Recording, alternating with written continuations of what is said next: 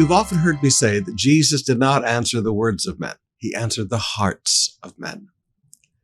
How many times do we read in scriptures where people are asking questions or they're saying things to Jesus that the words by themselves, they don't look bad. In fact, they look very kind and they look very submissive. But then Jesus really gets in their face and challenges them. Other people walk up to Jesus and seem to ask very impertinent questions. And Jesus said, "You're close to the kingdom of heaven." He answers them very graciously. It's because Jesus never answered the words of people. He answered the hearts of people.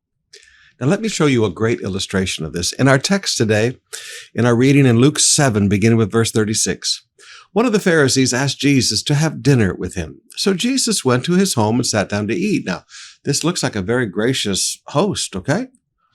When a certain immoral woman from the city heard that he was eating there, she brought a beautiful alabaster jar filled with expensive perfume. Then she knelt behind him at his feet, weeping. Her tears fell on his feet, and she wiped them off with her hair. Then she kept kissing his feet and putting perfume on them. When the Pharisee who had invited him saw this, he said to himself, now he's not saying this out loud. He's only saying this to himself. These are his own thoughts. If this man were a prophet, he would know what kind of woman is touching him. She's a sinner. Then Jesus answered his thoughts. Didn't answer his words. He never spoke the words. Jesus answered his thoughts. "Simon," he said to the Pharisee, "I have something to say to you."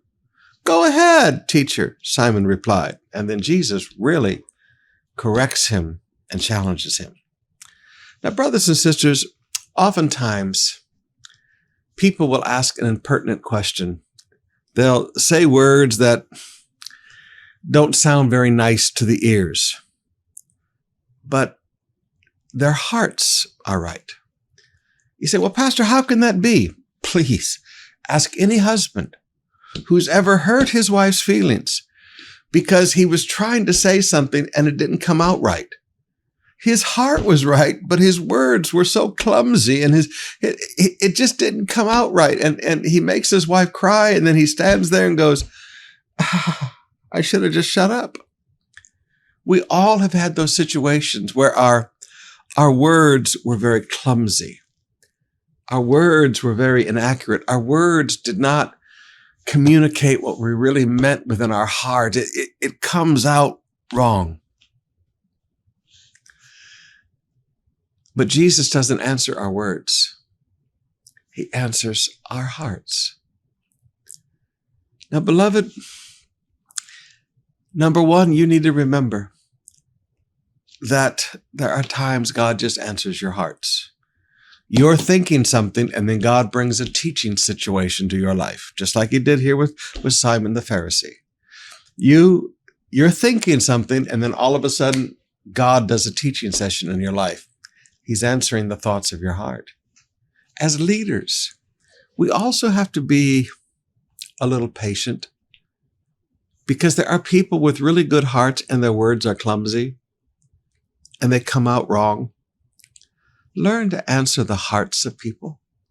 Learn to answer the thoughts of people, not the clumsy words that come out. And learn also that there are people in this world that are very skilled at spinning. They're very skilled at putting things that are very derogatory and very ugly in a very sweet, palatable way. It's killing you softly. It's a painless dagger to the heart. You have to learn. Don't answer words as a leader. Answer hearts.